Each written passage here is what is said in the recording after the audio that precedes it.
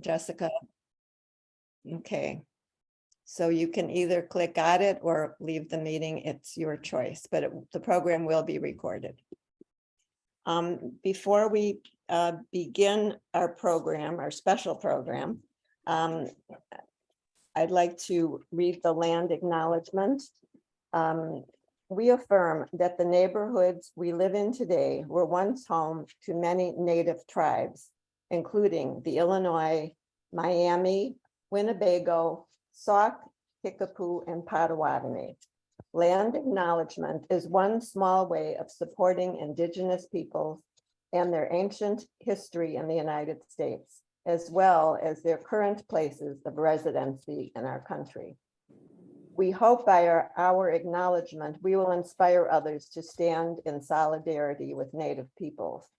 Acknowledging Indigenous lands changes, challenges, and improves the way we see the history of our neighborhoods, our country, and its peoples.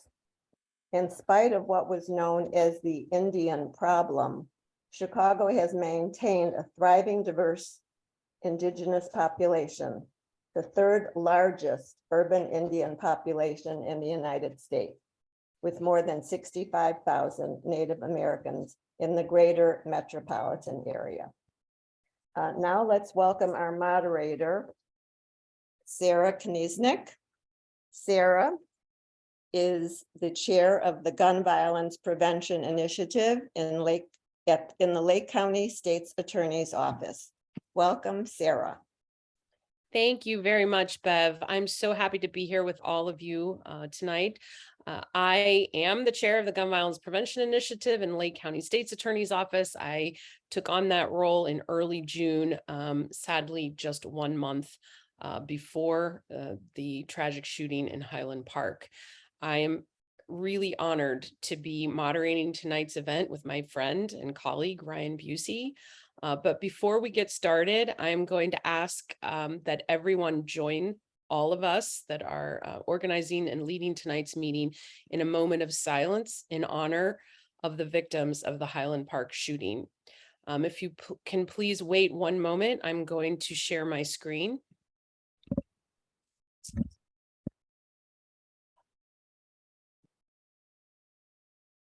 Okay, there we go.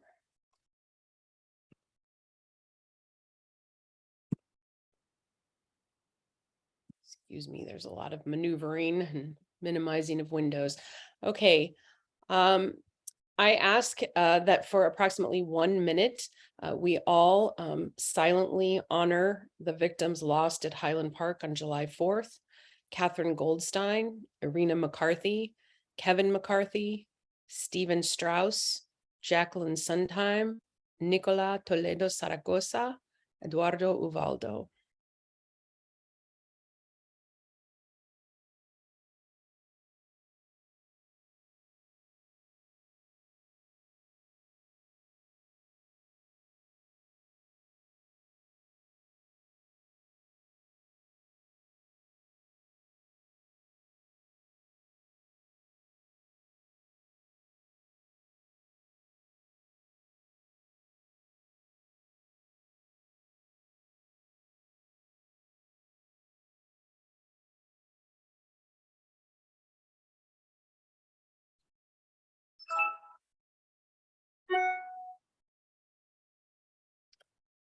Thank you.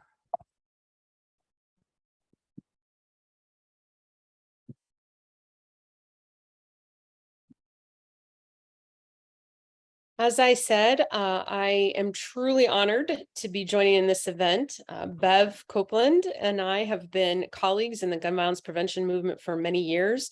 And for about going on 2 years now, I've been very proud to call Ryan Busse one of my colleagues and friends as well. And I look forward to moderating our discussion. I ask that when Ryan is speaking, if you have questions, please write your questions in the chat. We will have plenty of time after he is finished with his presentation, and I will make sure that as many of your questions get answered as possible. Before we begin, Bev is going to read a quick biography and tell us a little bit more about Ryan. Ryan Busse is a former firearms executive who helped build one of the world's most iconic gun companies and was nominated multiple times by industry colleagues for the prestigious Shooting Industry Person of the Year award. As Ryan's career progressed, he recognized cultural touchstones of his youth were being twisted into troubling NRA extremism that he believed was radicalizing an entire nation. He spent nearly 2 decades finding ways to fight back from the inside, eventually leaving his career in 2020. In October 2021, he published his memoir, becoming the first insider to tell the story of the firearms industry. GunFight has received voluminous national praise as a deeply personal and critically important book. Busse is also an environmental advocate who served in many leadership and policy advisory roles for conservation organizations, including the United States Senate Sportsman's Caucus and the Biden presidential campaign. He remains a proud outdoorsman, gun owner, father, and resident of Montana. Ryan and Sara, take it away. Okay, thank you. As I said, folks, for most of the last 2 years, in my previous position, which I held up until June of this year, I was director of community engagement for a national gun violence prevention organization called Newtown Action Alliance. And I had the great pleasure of getting to know Ryan in that role. So I'm thrilled to be here. Before I turn it over to Ryan, however, I would like to thank, in addition to NCJW, Chicago North Shore, I would like to thank Impact, People for a Safer Society, and Moms Demand Action. I know that all of these organizations pulled together to really raise awareness about tonight's event, and we really thank all of those organizations for helping make tonight a success. With that, ladies and gentlemen, please welcome Ryan Busse. Hey, thanks, Sara, and thanks, Bev. And just thanks to all of you who are on the call. I don't think we have enough people in this country who are just concerned with doing the right thing and making this place a better place. And so just the simple act of you being here this evening and all of the work that I'm sure you do outside of these glorious Zoom calls that we've all come to know and love. I'm sure that you're doing that work, and that means a lot. I think it's important that we focus on the importance of this particular issue here tonight. I have come to realize, and sort of the thesis of my book, and what I've really come to believe is that this is sort of the penultimate issue for our country. I don't think, in fact, I know that the all or nothing NRAism has infected all of anything you care about. As Bev noted, I'm an environmental advocate. Well, NRA, the politics of the NRA and the gun issue have really crept into environmental politics. They've crept into our local school boards. They've crept into women's reproductive rights. So it really doesn't matter what it is that you care about. In many ways, it has been overtaken, or is the gun politics is pervasive in everything we care about. So I appreciate you being here tonight, and obviously many of you have been touched by this particular issue personally, and I think we'll talk a bit about this evening about how maybe that wasn't exactly an accident, right? And how conscious choices of people inside and outside the firearms industry exacerbate horrific incidents like Highland Park. Anyway, I'll turn it back over to Sara in just a second. One thing I do want to note is that there really isn't a question you can't ask me. There's probably not a question that I haven't been asked. I'll be as honest as I possibly can. You can type those in the chat as we're going, and we'll get to them when and if we can. But if something pops into your head, something you want to know, I've seen it all. I was in the kitchen where this was all cooked up, and so don't hesitate to ask, and I'm here to help. So I'll turn it back over here to Sara for a sec. Yeah, I just the work that Ryan and I were involved in together was a lot of raising awareness about the issues that he raises in his book. And I know that Ryan and I are similar in the sense that what we love best is fielding those questions that kind of keep you up at night. When you're asking yourself and laying awake and worrying about your children, your grandchildren, wondering like, how did we get to this point in our culture? Ask those questions. Tonight is the night to ask those questions, because Ryan knows it all inside and out. And if by some chance you were to ask a question Ryan couldn't answer, there's enough collective wisdom in this crowd participating in this Zoom tonight that there are no questions that we can't answer. So fire away, no pun intended. But Ryan, we would love to hear your point of view. Yeah, so I think important for you, everybody, to understand is that we did not accidentally end up in a place where in less than 60 days, we had Buffalo, Uvalde, Highland Park, all crimes committed by young, troubled American males, right? We got here through purposeful actions, through 30 years of incremental decisions that made things marginally worse instead of making things marginally better. And many of the things I focus on, including some work I've been doing for the Atlantic, some writing I've been doing, and other publications, focuses on marketing. And I think you can kind of see, you can see the evolution of this and the purposefulness of it through some of these slides that I'm going to show you. Firearms industry marketing, because I think they're very illustrative about how our country has changed and how none of this is an accident. So and please understand that most of this, these are things that I have, or these are slides and presentations that I have given to, I briefed the United States Senate. I testified in front of Congress, in front of 2 committees twice. This is the sort of thing that I showed them, and I've not yet met with a crowd who wasn't sadly somewhat aghast at the kind of purposefulness of this. So I'm gonna show you some of these, and again, Sarah, pop in here anytime you have any questions. I'm going to share my screen now. I don't have a question, but I just want everyone to know that I just now put in the chat the industry and the article in the Atlantic that Ryan just referenced, if you'd like to copy that and read it later. So I start this by basically saying that we didn't arrive here by accident. I wrote an article for The Guardian where I said that like this place we've arrived at is not an accident, it's actually a plan. And I kind of tongue in cheek say this is a marketing plan for a country in crisis, how to profit from it. And I'm going to walk you through an evolution about how we got here. So in 2010, this marketing campaign launched for what heretofore had been a relatively unknown rifle, kind of, held in the shadows of the shooting industry. The industry didn't even allow tactical gear to be displayed in its own trade shows. The shooting industry didn't until about 2006 or 7. By 2010, we had up to, hundreds of AR-15 companies now making the gear, trying to get a piece of an emerging market that was becoming a cultural touchstone. This is the Man Card campaign that launched in 2010. Eventually, this was the rifle that was sold to the shooter at Sandy Hook. And you see here, and you actually got this Man Card, right? When you bought this rifle, you got this Man Card in the mail, and it's, what is a Man Card? And if this sounds a lot like our national politics right now, there's a direct line from this to our politics.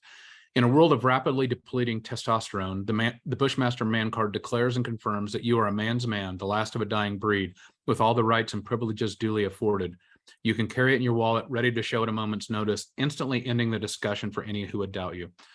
So you can see this sort of toxic, hell no, in your face, sort of, this is in 2010.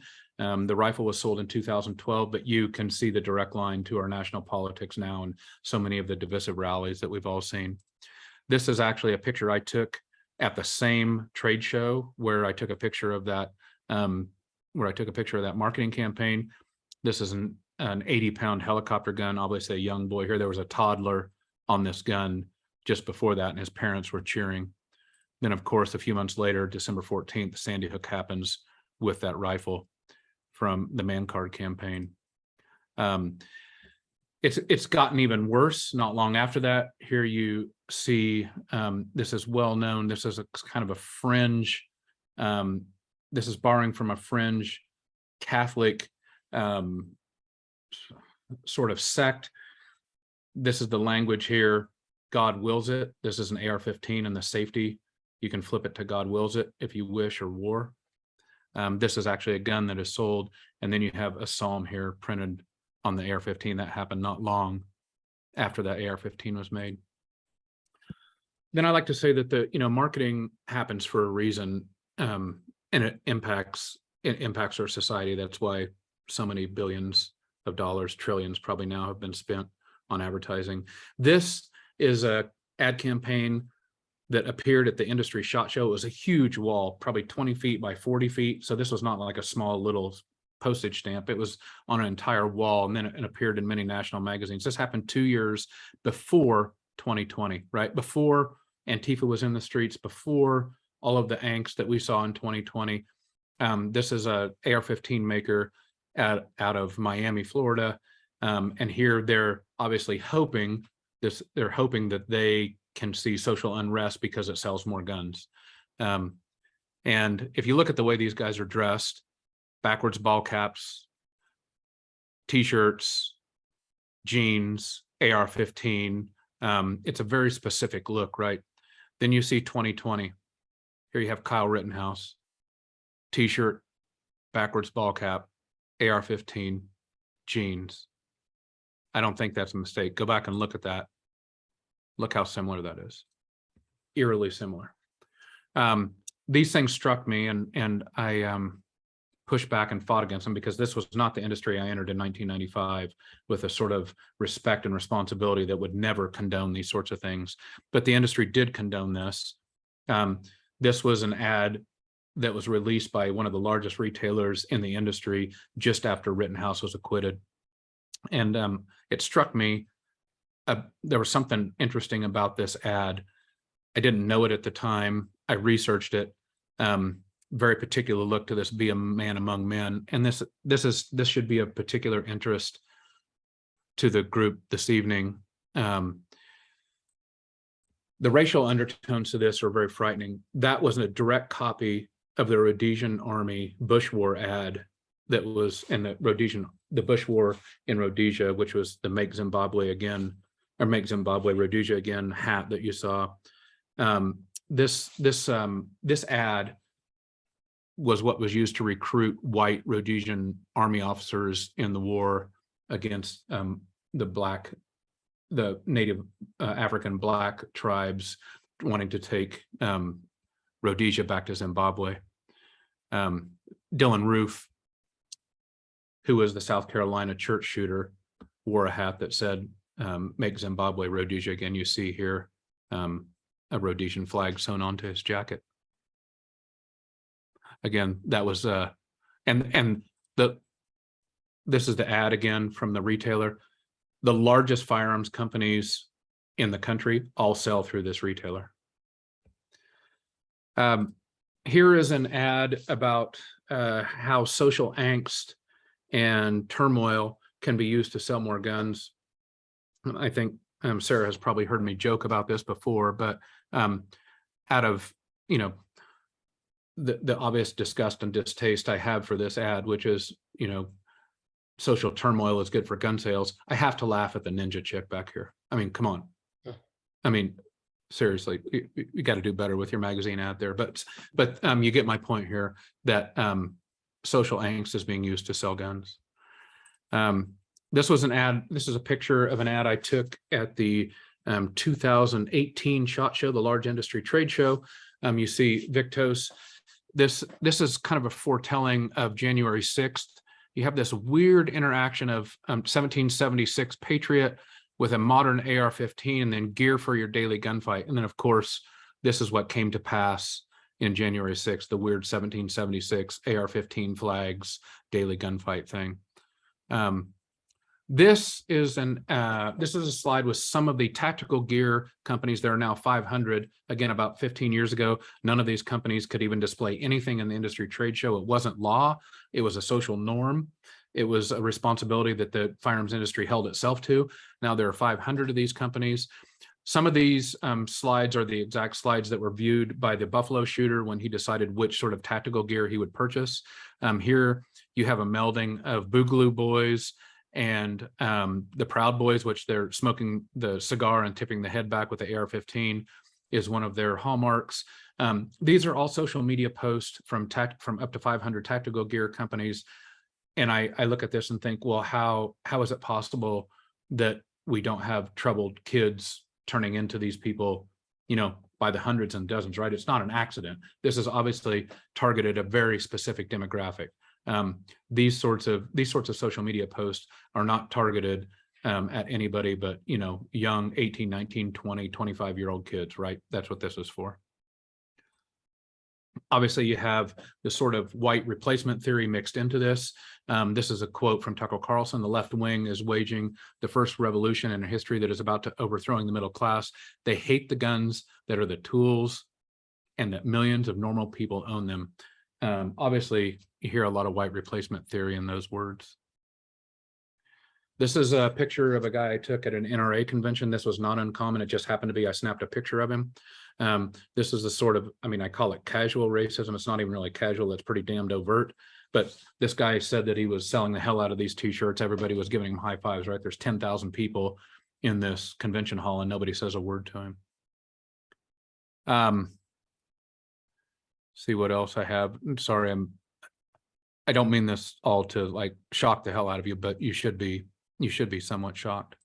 You now have, this is Outdoor or Field and Stream, one of the most iconic and oldest publications in the country. And just about a year ago, this article was posted, and obviously I took offense at it because I thought that this is how we're selling guns now. Guns are now to be used to own the libs, right? The most politically incorrect guns made today. In other words, rush out and buy these. This is how you're going to give the middle finger to the libs. Not an uncommon thing. This is the way the inside of the industry works. The same gun that was used in the Uvalde shooting. This is how it started. I'll give you a picture. This is the couple that owns it, Marty and Cindy Daniel. You see Faith, Family, and Firearms. They own Daniel Defense. This is how they started. They're kind of cutting edge marketing in 2009 and 10. There wasn't a company prior to that. Many of these AR-15 companies did not exist, but here you have use what they use, right? So the problem that I have with this, you have these troubled young men across the country, just like the one in Highland Park, and you're basically telling them you can rush out and be Billy Badass, just like the elite officers. You can use what they use. So he basically ordered that gun through the mail. It was shipped to a store, and he was the Uvalde shooter was a video game player. Here you have a social media post from Daniel Defense celebrating the fact that they got their gun into Call of Duty Modern Warfare, which happens to be the exact game that the Uvalde shooter liked to play. And this obviously was the social media post that was up from Daniel Defense on the day of the Uvalde shooting. You see a Psalms verse, that's a psalm up above there. And you have a toddler holding a DD-M4V7, which is the rifle that was used in the Uvalde shooting. Marty Daniel is not some outlier. He has been elected to a very prestigious group of industry leaders. He is on the industry board of governors. So this is not some outlying, crazy, fringe sort of activity. This is an activity that has been rewarded by being one of the, what do we have here? There's 4 across there, 5, 23. There are 23 members of the board of governors. Marty Daniel is one of them. Ryan, I'm sorry for interrupting, but in my experience, my sense is that there are a lot of people on the call who are not familiar with the NSSF. Yeah. Could you explain the significance of these board members and the organization? Sure. They The represent? NSSF is the industry trade group. So every firearms industry, or basically every company in the firearms industry belongs to the NSSF. They are their trade group. Think of the NRA as sort of representing consumers, and the NSSF sort of represents all of the firearms companies. And so I don't know of a firearms company that is not a member of the NSSF. They do all the lobbying behind the scenes. They are the coalescing group of the firearms industry. And Ryan, I'm going to stop you real quick. also important to me that everyone listening know, because I know some of the folks listening are maybe somewhat or completely new to this issue. The National Shooting Sports Foundation funds a very well-known suicide prevention organization called the American Foundation for Suicide Prevention. And in my 7 years of advocacy, I've lost count of how many people volunteers within the gun violence prevention movement have proudly come to me and say that they support the AFSP. The AFSP is really a Trojan horse. In 2018, I was the organizer of the Illinois Gun Violence Prevention Coalition, and I was invited by AFSP to participate in a conference. When they found out that I was involved in helping to pass gun safety laws in Illinois, they uninvited me and told me that I couldn't come. And in the years since then, I've heard similar stories from other advocates. And I'm sorry to interrupt, Ryan. It's just, I never miss a chance to point this out to folks, because the American Foundation of Suicide Prevention has established with NSSF's money, a really powerful brand. And I just like to take every opportunity to point that out to folks. AFSP is not an organization that you want to be supporting. A couple people also mentioned Project Child Safe, that it's through the same organization as well. It's true. Yep. And we can get to that. I'll answer questions on that. That's true. That's about 82 or 85% funded with your tax dollars, by the way. Mm-hmm. Here we have a slide about how their industry has changed. This is the Ruger, one of the big publicly traded companies, about $1.2 billion market cap. So it's a big company. Here you have their 2007 magazine cover. You have Arms Makers for Responsible Citizens. That used to be their tagline. They dropped that in about 2008. Coincidentally, about when Barack Obama started to lead in the polls. They dropped it, no longer Arms Makers for Responsible Citizens, and now this is the sort of gun they're selling.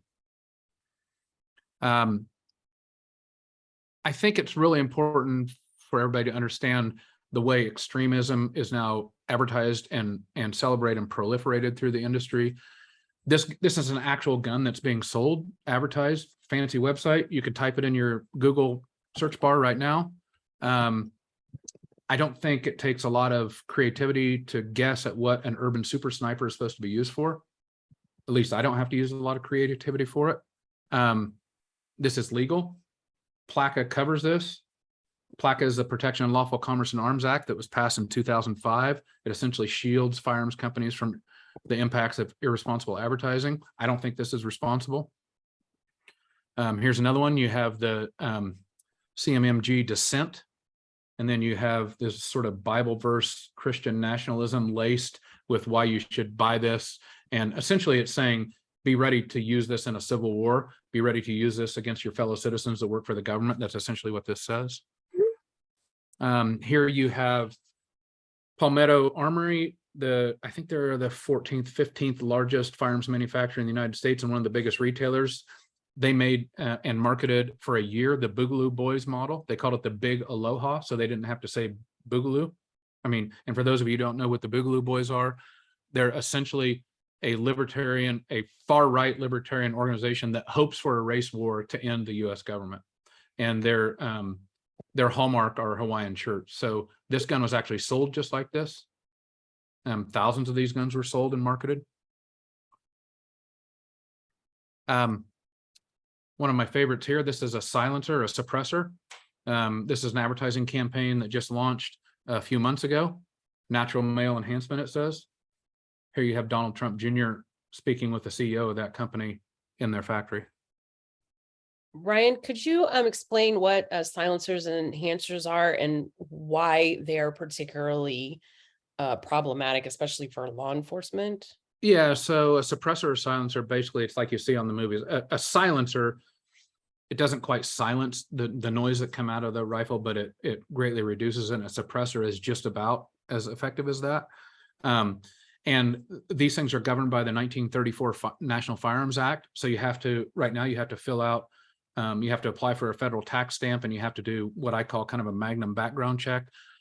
Bureau of Alcohol, Tobacco, and Firearms has to do a background check on you. So, and it takes several months for you to obtain one of these. but these are very highly sought after by sort of this sort of tactical firearms culture crew. And they love to use these as sort of male machismo signals, as is evidenced by this natural male enhancement ad, which, no, this is not a joke. No, this is not a Saturday Night Live skit. No, I did not draw this up. If I did, it would be funnier than this. It's, I mean, I don't know. Like lowbrow doesn't even begin to explain it, but there you are. This is an actual ad. And my understanding is that law enforcement tend to be particularly opposed to silencers. It makes it a lot harder for them to do their job. Yeah. There's been extensive opposition to, there is a big move afoot to liberalize the use of them, to remove the restrictions governing their purchase. And there's been quite a bit of opposition to it. It will probably come up in another Congress. Certainly, if I would guess, if the Republicans take the House back, you'll see bills voted on to liberalize the use of silencers. Perhaps this exact, I mean, I don't know what it says that you need to vote on the use of natural male enhancement, but okay, that's your deal. And it's getting worse. This is an actual ad for a company that was launched at the SHOT Show this year in 2022. This is the We One Tactical, as in little one, as in little kid tactical. This is their rifle, the miniaturized AR-15, the JR-15. Not And making I'd this like up. to point out, this company is based in Illinois. Yeah. I believe it's DuPage County. And I point to that this is now a storm creating its own weather, because as more of this happens, more, and it's been widely reported on, more women, more minority populations, more people are buying guns because more of these, angry male enhancement people on the right are buying guns. So people become ever more fearful. There are ever more guns in the population. And I think the Kyle Rittenhouse thing is a really good example of this. The two people that were attacked by Kyle Rittenhouse were armed. He was armed, and legally, obviously, the charges were dropped against Rittenhouse. The point is that everybody there could claim self-defense. The only reason that Rittenhouse is still alive is because the people that he attacked exhibited more self-restraint than he did. And so I'm not really, in this case, not really arguing legality. I'm asking, like, is that the sort of country we want to live in? Are these the choices that we want to make, where we have everybody on a street that's armed and everybody's justified to kill everybody else and everybody hates everybody else? I mean, it's not the country I want to live in, but the decisions we're making are spiraling us towards that existence. These are some of the other guns that are being sold right now in gun shops across the country. These are actual guns that you can buy. You have the Oathkeeper high capacity magazine. You have Donald Trump Jr. with one of his favorites, the Lock Her Up AR-15. You have the Take America Back AR-15. You have the Make America Great Again 1911 pistol. You have the Fuck Biden 30-round magazine and the Let's Go Brandon Glock. All guns that you can purchase in gun stores across the country. To me, not really. It's not really an accident that our most notorious domestic terrorism organizations claim firearms ownership as their central organizing principle. You have the 3 percenters, you have the Oath Keepers, you have the Proud Boys. All of these groups claim firearms extremism and radicalism in their central organizing principles. And again, as I noted, as we got on the call, the Oath Keepers have been based here just a couple miles from our house for 10 or 12 years. So many of us Westerners have been screaming about the danger of this for some time. Sadly, now our country knows about it. These are, this is a graph of firearm sales, sort of taking into account probably how everybody feels about radicalization in the country. If you think about where you first started to feel real true division and radicalization and division, in and amongst our friends and country, if you think back to about when Barack Obama started to lead in the polls, firearm sales were largely flat. They were slightly growing, and there were some bumps going back here 20 years, but you see starting in 2007, as the division and angst in our country took off, as too did firearm sales. So probably the worst time that any of us can remember, recent memory, 2020, we had George Floyd, we had COVID, we had shutdowns, we had, I can't even go through all of the, we had Kyle Rittenhouse, we eventually had January 6th in 2021, but right there, 2020 is the highest firearm sales in the history of our country by a big measure. About 23 million guns were sold in 2020. Prior to Barack Obama leading the polls, the country had never consumed more than about 7.5 million guns in a single year. So we went from 2006 or 6.5 or 7 million guns to 23 million guns in 2020. We did that in 13 years. Obviously, in sort of the through line of my book and my thesis is, when you have an industry that profits from ever more angst to sell more guns, then you're going to do more of that. Give you an idea of how many guns are in the country. I know many of you have probably screamed, cussed, or said, various 4-letter words, most of which I'm a big fan. But at the traffic in Chicago, there are about 290 million registered vehicles in the United States. So if you think there's a lot of cars, and there are, wait till you hear about this. There's somewhere between 390 and 410 million guns in the United States. So every one of those cars you see, there's about 1.5 guns for every one of those cars. And I guess I'll stop there. I have more slides, Sarah, but I don't want to, and we've got about 20 minutes left, and I thought maybe you could ask questions and our attendees could ask questions, and I'll happily answer any of those. Yeah, thank you, Ryan. I know that for me, that's what I like best about these types of events is the opportunity for people to ask questions and for us to give answers, but also share ideas. We have 2 questions in the chat. Eileen Soderstrom is asking about the recent Supreme Court decision in Bruin. She would like to know how dangerous that is. So I think what you're going to see with Bruin is a fracturing of a lot of gun laws across the country, because many of them are going to be challenged. I think so how dangerous it is, I don't think we quite know the answer to that yet. I think we're probably going to figure it out, because as now you have challenges work their way up through the courts, then the Supreme Court's going to take them, and we're going to figure out exactly what they meant. We're going to figure out exactly what Justice Thomas was talking about, if he knew what he was talking about when he wrote that. I think you're going to probably see less usage-based ban type legislation, because I'm guessing the Supreme Court as it sits now with that decision is probably going to strike most of that down, and you're going to see a lot more stuff like New York is doing, regulation of sensitive spaces, regulation of usages, and not so much ban type things. And a good example of that, I think, is that, like, I think of how open carry is legal in many states across the country. For me, like, I'm a firearms owner. I was hunting today with a gun, by the way. Like, I'm still a proud firearms owner. But I think responsible firearms owners have to speak up and say, if we care about our country and about our rights to own guns, we need to stand up for responsibility. So an example of that would be, in my opinion, we need to outlaw open carry across the country, because I think it equates to armed intimidation, right? That's not any kind of ban. That's a usage-based law that says you can own your gun, but you can't do something irresponsible with it. I think we're probably going to see more of that. Okay. There aren't a lot of questions in the chat right now, and I'd really like to make this feel as much as possible like a conversation. So rather than my reading the questions, I'm going to call on each person, and please ask Ryan your question. So just a second, Sarah, there's a really good one here about tobacco. Okay, great. And so this is something I often point to. And most of us can remember back, I can't remember this actually existed, but right, we flew on airplanes when we smoked on airplanes. I didn't, but people smoked on airplanes. And in 1987, the first law passed in the United States regulating kind of public smoking.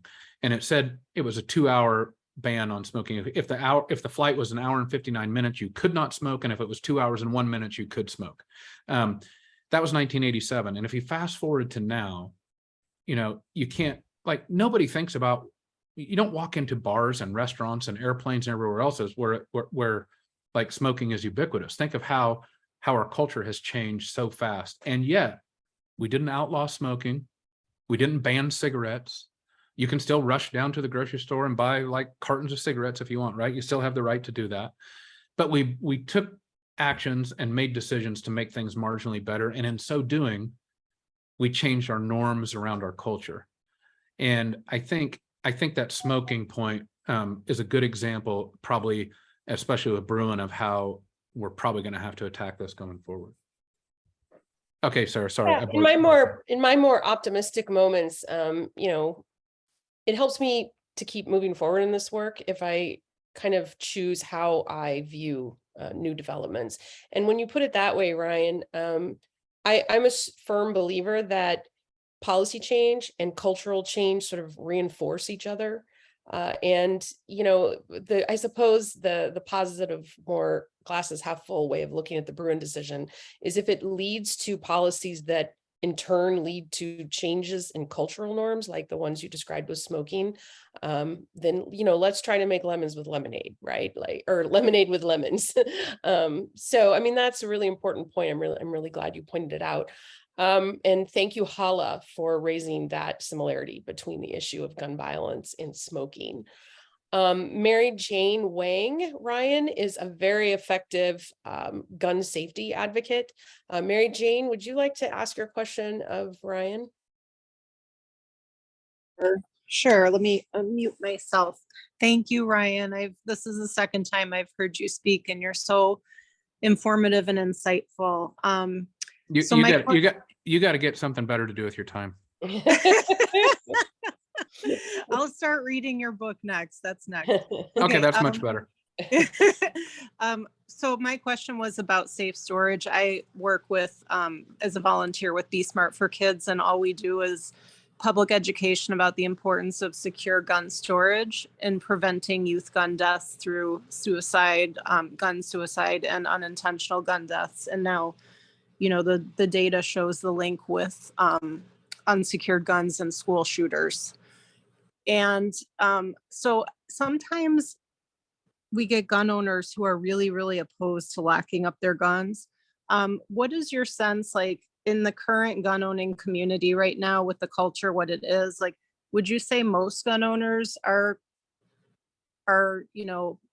opposed to locking up their guns, or most of them are, support that? So sort of competing, like, I'll keep it real here for you, kind of competing interest and competing ideas. First off, I think the idea of being responsible with a gun, like I would just beat the hell out of that on messaging, right? Like nobody really wants bad things to happen with their gun. And that means you have to keep people who shouldn't have that, at times they shouldn't have it, from getting access to that gun. That means safe storage. On the other hand, because so many people have purchased and have been told to purchase guns due to fear, they are reticent to want to lock a gun up or store it, air quotes here, safely, because the whole idea is that they're fearful of something bad happening, which means they must have quick access to it, because you never know when whatever the horde might invade your apartment, right? And so you probably get this, right? Like, well, if I lock it up, what good is it? Like, that's the pushback. And and so, I mean, there's lots of safes. There's lots of biometric safes where you, like, literally you just put your 4 fingers on it and it opens like in a second. I guess I go back to the cigarettes a little bit on this too, as you know, and I've sat through Zoom meetings like this, God save us, where I listen to the data, and some of it's very interesting.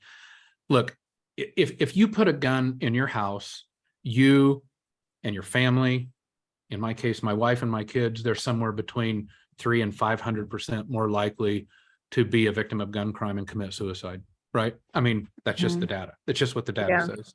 And so every important freedom in our country is a balancing of stuff like that versus the freedom. And that weighs pretty heavy on me. that weighs pretty damn heavy. And so like my guns are locked up. My kids shoot a lot, but like when we're done, they go in the safe. So I guess I've chosen to try to be responsible in that way. But as you're messaging, just so you know, that fear factor and the reason so many people have bought guns is going to be a pushback you get. Okay, thank you. Thanks for that insight. Yeah. Thank you, Mary Jane. Ryan, Karen Fliegler is the co-lead for the Illinois chapter of Moms Demand Action. And she would like to ask you about the role of large organizations in our work. Karen?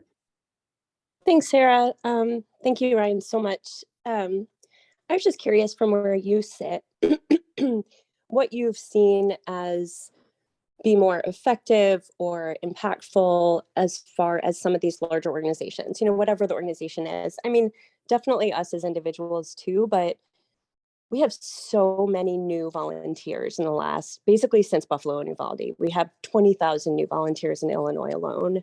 And it's really important for people to feel like they're making a difference. And I'm just curious, in terms of what you're talking about tonight, what are some ways that you see these large organizations being effective? Or maybe you don't, and that's an okay answer too. Well, so I think this issue is so indicative of our national politics that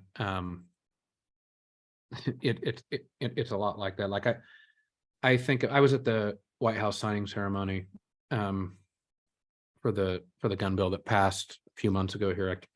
I can't remember what day of the week it is, much less what month it is traveling around here. But Senator Cornyn came up to me at that event and chatted with me about a bit. And I just wrote this in the epilogue. My book is coming out in paperback in a few months. And so I had to do the epilogue, and I told this story in the epilogue. And he said, I mean, come on, this is John Cornyn. Like, I mean, doesn't get much more stalwart Republican than him. And he said, Ryan, I figured out that so much of what the NRA has been doing is just to raise money and get people riled up. And I'm looking at him like, holy shit. Like, did he really just say that?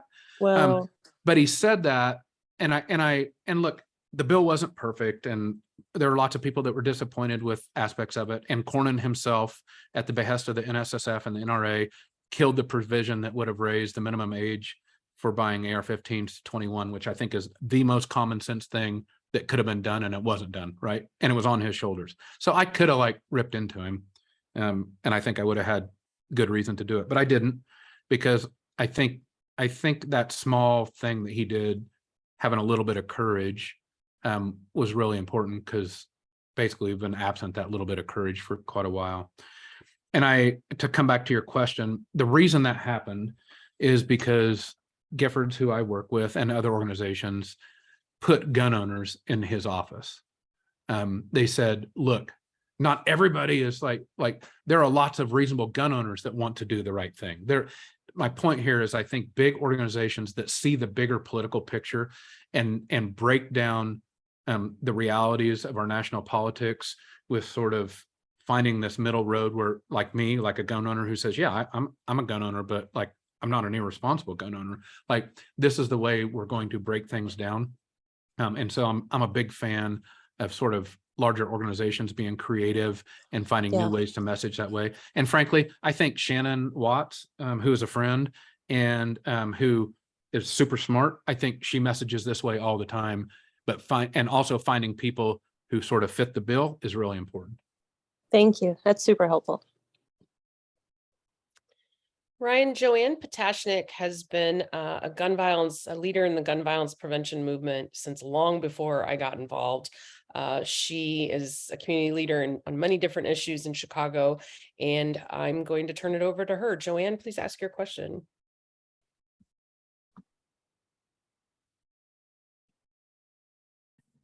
You're on mute, Joanne. Good enough. I'm sorry. Anyway, I think you've answered some of what I want to say, but I guess in your opinion, what are the best things we can do and fight for that can happen to reduce gun violence in this country? So I see several, and Joanne, I don't mean to piggyback on you here, but there's a few different questions in the chat, one specifically. I think the biggest one, and I didn't really see this while I was inside the industry, I do see it now, but the idea that there is broad legal liability against this irresponsible marketing, I really don't, like Sarah knows, I don't really, some of my vocabulary is a bit limited, but that's bullshit. I don't know how else to say that. If think about if you marketed a car that said, you know, the car model was the drive through school zones at 90 miles an hour and kill kids model, like, and you couldn't be held liable for that. I mean, what in the hell? Urban super sniper, that's legal to market that.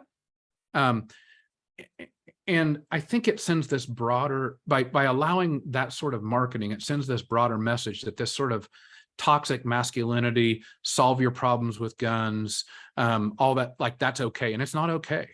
And the industry, again, this is not, I'm not espousing something that is some radical communist departure from, you know, 1918 Soviet Union. Like, these are things that the firearms industry itself insisted upon 15 years ago, 18 years ago. And so I think that one thing, reinstituting the norms of responsibility, Elo, I wish that would be voluntary. I hope it's voluntary. I'm pushing the industry to have it be voluntary. But if it's not voluntary, then it has to be through regulation and legal means. We have to do that because, like, a complex society cannot live this way and just have people profiting from irresponsible behavior. Ryan, can I ask, you just talked about how you're pushing the industry to make these changes in their behavior voluntarily.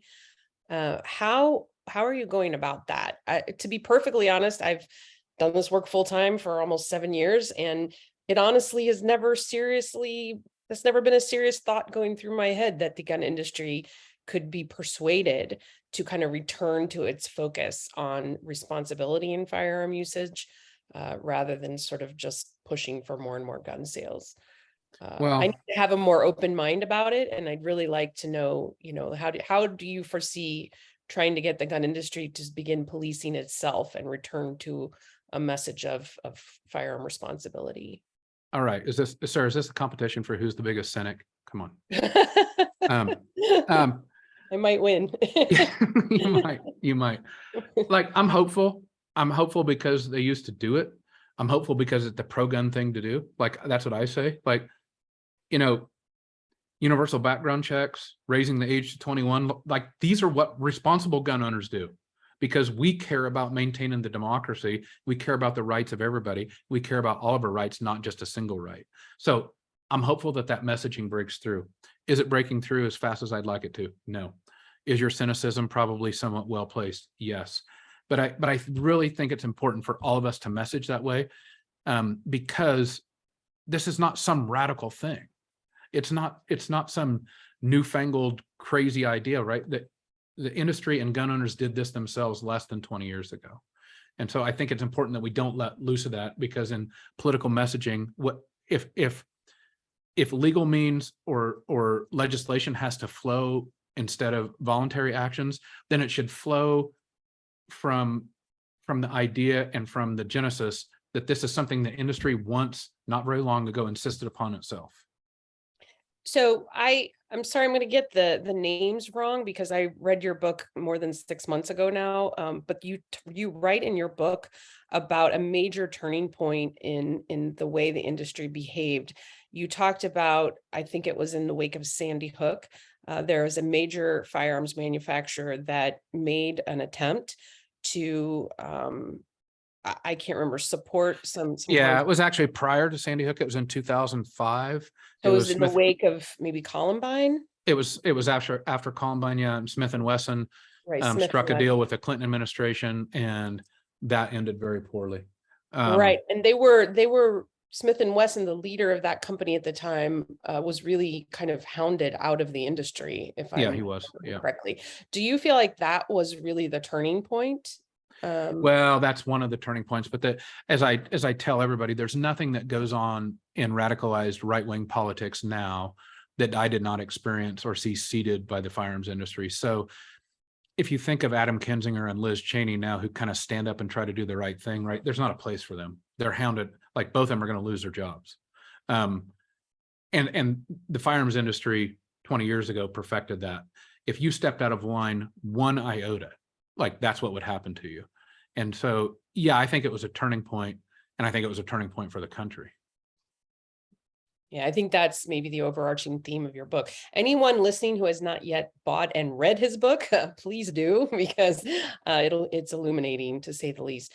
Mike Siraki has a question about victims of firearm shootings. Mike? I was just wondering if there's any estimates of how many people are going to die when this shooting starts. I mean, everybody has a gun. There's going to be a lot of death. I don't think Chicago's ready for it. And you mentioned in the opening there, there's a way to turn the tables. I'm all ears. How do you turn the tables? So Mike, I think, let's not kid ourselves. I think the next 24 months in this country, I think we're living on a knife's edge. I want to be hopeful. I want to believe that we're not on a precipice. I think we are. I think there's an awful lot of people who have purchased guns and been told that their guns and their patriotic duty is to be prepared to kill fellow citizens and people that work for a government that they don't believe in, and they're waiting for the signal. And how many people might that wrap up? Well, let's hope it's damn few, but if something happens, I think we could have some ugliness. When you imagine the signal, what do you imagine? I don't know what it is, but I mean, I think these elections, upcoming elections, both the midterms and 2024 are hugely significant. I think a potential Trump indictment is hugely significant. I don't know what they are, but like so many people didn't see, sadly, too many people did see January 6th coming, but that was an inch from something horrific. Were it not for pretty strident gun laws in Washington, D.C., I think you'd have had 50 or 100 people with AR-15s at that event, and you'd have had a lot of death. I think of my book opens with my young son being threatened by a, air quotes here, Second Amendment patriot, an armed Second Amendment patriot. Probably like 100 of these guys were at this BLM rally at our small town here in Montana. That was matches waving over gasoline, man. I mean, like one thing went wrong and you could have had 500 dead kids there. And that was across 500 zip codes across the country, right? It could have happened lots of places. And so we're going to have to figure out a way to tamp this down and put it back in the bottle. And I think that's through reestablishing these social norms. I actually really believe that the breakdown in norms are way more important than laws. I really believe that. I agree. Ryan, you began to touch on this. Dr. Eve Bloomgarden asks, do you have hope? Oh yeah. So, and I think Sarah's heard me tell this story, and she was, I was probably commiserating with her not long after I launched the book. But when the book came out, news of it leaked, given my history and kind of my intimate knowledge about what some of these people are capable of, I worried about the safety of my family. I worried about Sarah going to the grocery store, my wife, Sara. I worried about like snipers on the hill above our house. I worried about my two boys going to public school, and they still go to public school. I worried about being trolled out of existence. And oddly enough, the opposite happened. I really didn't see it coming. Like I thought it would be 50-to-1 trolls to support, and it's 50-to-1 support to trolls. And I mean support from like really unexpected sources like West Texas ranchers and Pennsylvania hunters, and yes, advocates and politicos and political geek nerds like me who all these sorts of people, but lots of middle of the road gun owners or families of gun owners who have just simply had it. They don't want to give up their guns. They believe in the Second Amendment. They just totally think this whole argument and tactical culture and NRAism is so far off the rails that something has to be fixed. And so that gives me a lot of hope that my gut about this sort of vast, frustrated majority in this country really does exist. They don't like to get up at meetings. They don't like to scream at people. They don't like to rip the mic back from the assholes that have it, but they're out there. There's millions of them out there. Otherwise, my fears about my 50-1 versus 1-50 would have come to pass, but that's not what came to pass. And so those sorts of things give me hope. Yeah. That is very good to hear. Jim Schwarber has a question about user authenticated guns. Jim? Hi, do you know if there are any companies that are working on user authenticated guns or smart guns right now? There are And some, if but it's it- been damn slow. Yeah, are they close to market at all that you're aware of? There was one, a year or 2, 3 ago that did come into the market and it failed pretty quickly. I don't know of the others that are out there. Okay. For some of the same reasons that we talked about safe storage, this sort of boogeyman about like I have to be able to use my gun quickly. And frankly, there's a bunch of conspiracy theories in and around smart guns, like the government controlled the radio waves and shut the things down. Like I'm not kidding, those things are actually said. Right. On the other hand, I think we're living in a culture now, in a generation now where smartphones are never, like, hell, mine's not even ever very far from me. And so I think the reliance of people of electronic devices is becoming so much more pervasive and ubiquitous now that perhaps the acceptance of something like that technology will become, more accepted. But it's been pretty rough in the firearms industry up until now. Right. We've tested some biometric locks with police departments, and they really like the biometrics. We found, and we didn't think they would when we started doing the testing with them. So it does seem to be changing. Yeah, well, smartphones are generally horrendous for all of us, but on this particular thing, they're probably gonna make this particular technology more accepted. Exactly. Thank you. Yep. Susan Gregory also has a question about hardware. Susan?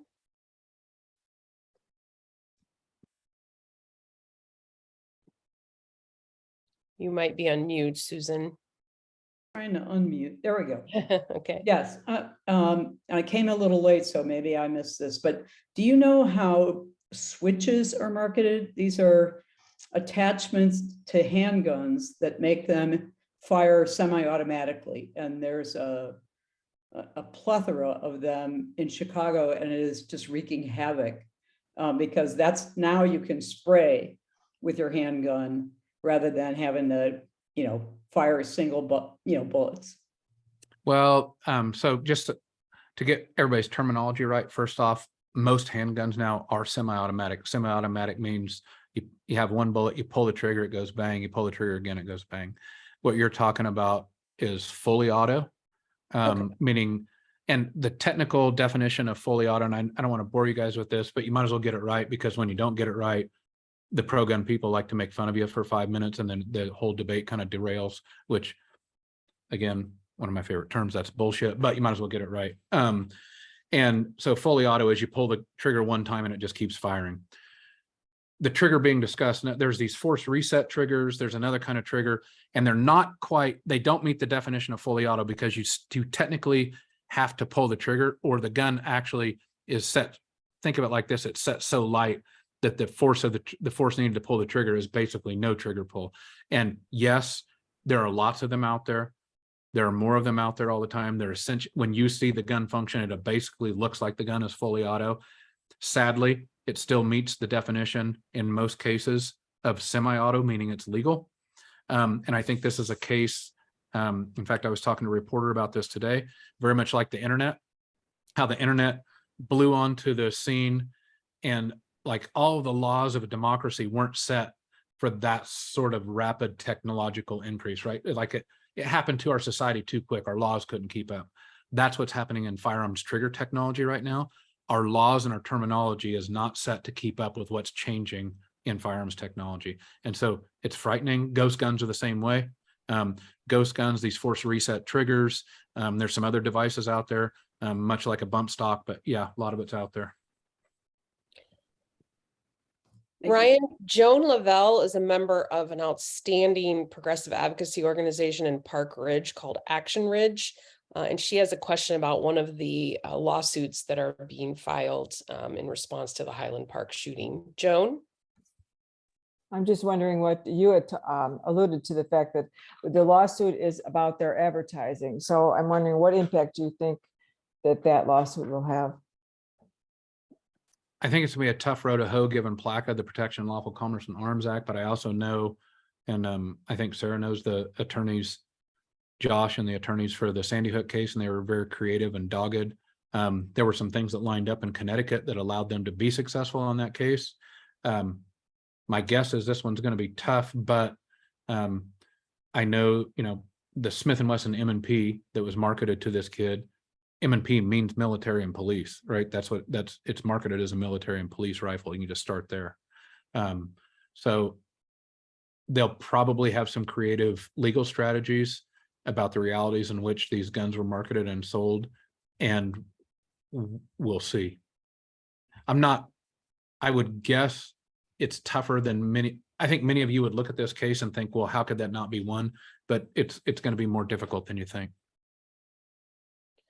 There are multiple lawsuits in response to the Highland Park shooting, and that's what it's going to take, hundreds, if not thousands of lawsuits like those over years. I'm really glad you brought up PLACA in your answer, Ryan. Could you first explain what that is? Because I'm sure there are at least some people on the call who aren't familiar. And then Jill Lexier's question is, do you think there's any hope of rescinding PLACA? PLACA is the Protection of Lawful Commerce and Arms Act, broad liability shield that was passed in 2005 and signed by George Bush in October of 2005. And it essentially, if you remember the cigarette lawsuits of the 90s, when municipalities got together and basically said, the big tobacco lawsuits, they said, okay, we're going to sue big tobacco for the health costs on our citizens of irresponsible marketing for tobacco, right? And then you had the tobacco settlement. Well, the same thing was being threatened against firearms industries, and actually many cases were filed. PLACA was passed to subvert that, to say firearms companies, and if you ask the average firearms executive, what those laws say is firearms companies cannot be sued for the illegal use of a product. So you build a gun, somebody goes and commits a murder with it. You say, hey, look, that person broke the law. I can't be sued for it. That PLACA says you can't be held liable for that. The big hole in PLACA is, well, yeah, but what if you market to the murderer? What if you sell in irresponsible ways to make murder more likely? Like, it didn't address, like, that's the hole in it. And that's also the broadness of it precludes, to the question about the Highland Park lawsuit, the kid at Highland Park broke the law, right? And so PLACA basically says the manufacturer can't be held liable because he broke the law. Yeah, but what if he was encouraged to break the law? Well, that's the legal stuff that's going to be tested.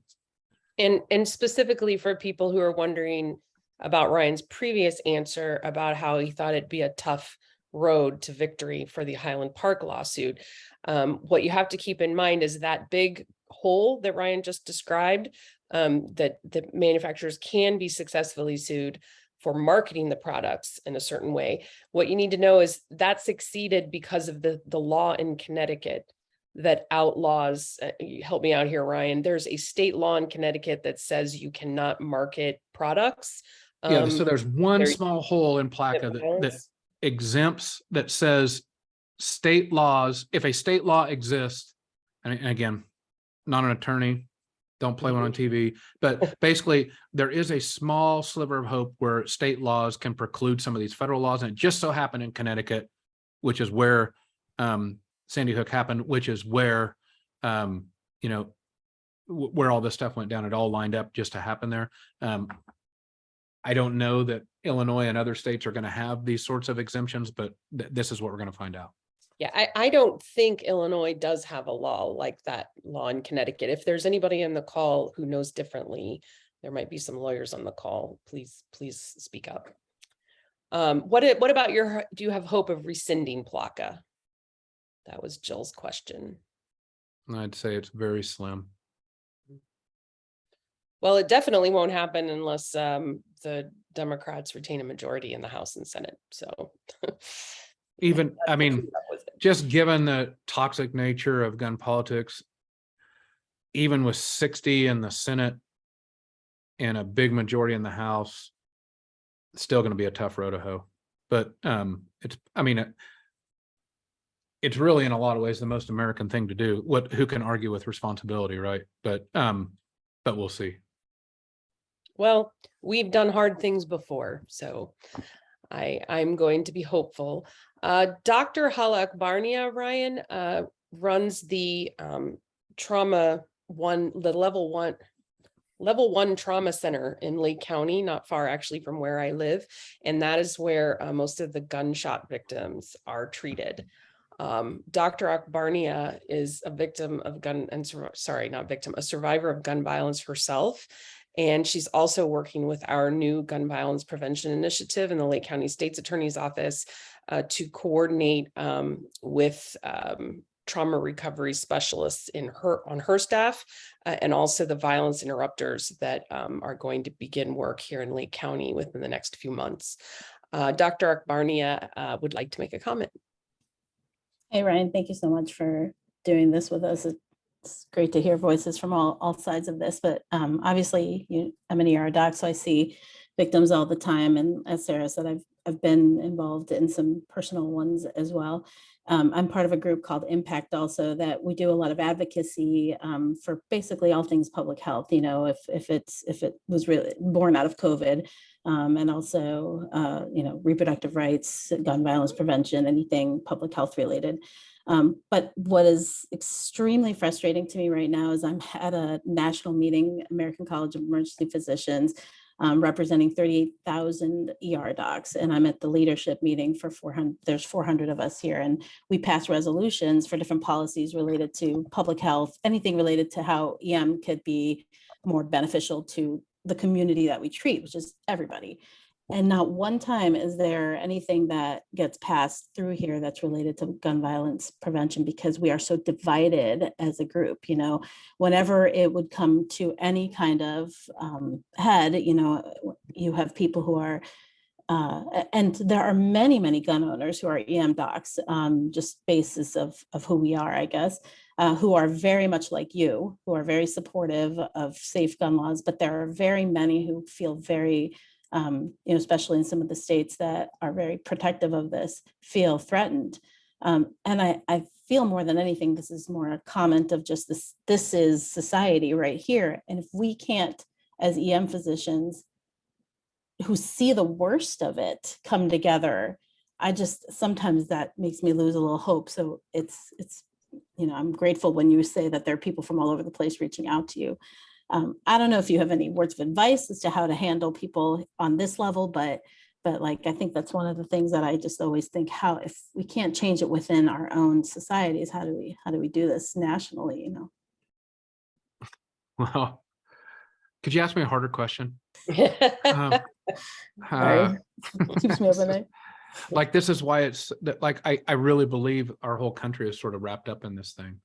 And it's very indicative of our entire politics, because I think guns and gun politics now have become like part of the DNA of at least half of the country. And so it's not really about, like, universal background checks polls at 82%. Geez, why is it so hard? Like the same sort of frustration you're describing right now, like I hear from lawmakers, like, good God, what polls at 82%? Well, we're attacking something much larger than just this policy. It's like it's in the cultural DNA to say no to this, and that's what we have to break down. I'm hopeful. 65 senators voted yes on this recent bill. I mean, as I said, like 65 senators wouldn't vote yes on like ice cream being good, but they voted yes on this.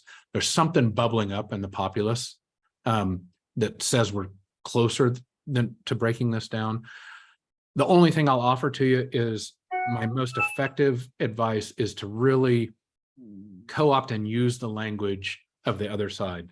Responsibility, freedom, like freedom for everybody, like not just freedom to be gun owners, but like, what about the freedom of those kids in Uvalde? And like, in other words, really use this sort of patriotic language, right? Yeah. That actually makes, that's actually probably a really good point, and something that I've noticed even in the past, like 24 hours of discussions amongst groups just on blogs, is that definitely when you use terms that are more easy to swallow from both sides, the conversation's a lot easier. And this is the first time that we've actually been able to kind of progress a little bit more with just the conversation even. So I'll take it as a positive. We're heading the right direction, at least. Maybe not, things can't be changed. There's some saying out there. You can be got changed into this overnight. situation, you're in the situation you're in, not because of a single issue, not because of a single decision, not because of a single event. And so many times I hear people get frustrated. They're like, what are we going to do to fix this? How are we going to solve it? Well, first off, you're never going to fix it. You're never going to solve it. You're going to make it better. You're going to make the prevalence of it lower. We're going to do what we do in a democracy, which is try to make things better instead of make them worse.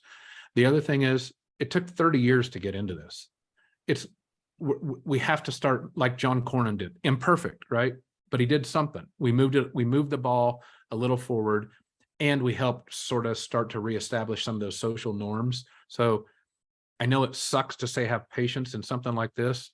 And I don't really mean, like, I'm not advising you to have patience, because I don't think people trying to make change should have patience, but you should have perspective about how big and how many small steps we're going to have to take. Yeah, I'd like to expand on that a little bit. I've been doing this work for 7 years, and I'm so grateful for each one of those years, because as each year goes by, it gets much easier for me to see the progress we've made. Ryan has raised Senator John Cornyn twice. And one thing that really struck me right after the passage of the Bipartisan Safer Communities Act, please remember the bipartisan background check bill failed to pass 6 months after Sandy Hook. It failed miserably. And Senator Cornyn was one of the people leading the effort to defeat that bill. That was 10 years ago. And what we did not have 10 years ago was an active, engaged grassroots movement of both gun owners and non-gun owners.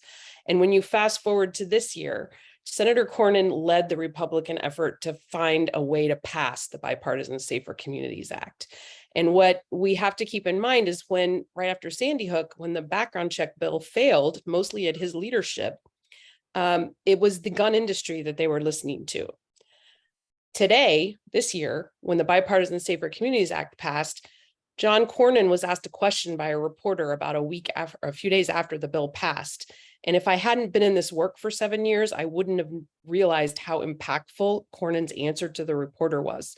The reporter asked him, Senator Cornyn, why did you support this bill when the gun industry is opposed to it? And his answer was, I think the industry is opposed to it because it doesn't fit their business model. He would not have answered that way 10 years ago. 10 years ago, his answer was, gun industry, whatever you want from us, we will do your bidding. And his answer to them was very different this year. And that's because we are here. That's because so many people in this call right now have been working for years and years to make their voices heard. And for those of you who might be new to this issue, and I know how you're feeling. I know you're feeling incredibly overwhelmed and feeling that, we'll never find our way out of this problem. Ryan is right to set your expectations. We probably won't see it ended in our lifetimes, but we are moving the ball down the field. And trust me, if you get engaged and remain engaged in the issue, over time, you will come to see a lot of reasons for optimism.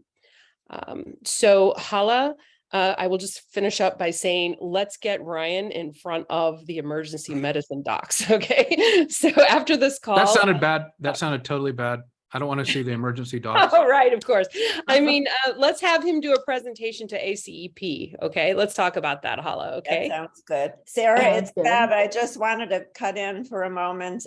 We've Okay. had some great questions and some fascinating educational answers. And I think on the last note that Sarah just gave was probably a good way to end this very informative evening. I think did we get through all the questions? Anybody else? We did not, but I just now, everyone listening, please, especially if you asked a question that did not get answered, please see the very last comment in the chat. It's for me. If you did not get your question answered during today's event, please email it to me. There's my email address. My last name is hard to spell, so you'll be better off copying and pasting it. I will try to get you an answer to your question. I would love to hear from any of you.